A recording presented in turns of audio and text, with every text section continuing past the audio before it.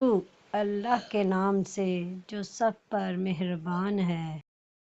رسول اللہ صلی اللہ علیہ وآلہ وسلم نے فرمایا، جب ماہ رمضان کی پہلی رات آتی ہے تو شیطان اور سرکش جن جگڑ دیے جاتے ہیں، جہنم کے دروازے بند کر دیے جاتے ہیں، ان میں سے کوئی بھی دروازہ کھولا نہیں جاتا اور جنت کے دروازے کھول دیے جاتے ہیں، ان میں سے کوئی بھی دروازہ بند نہیں کیا جاتا۔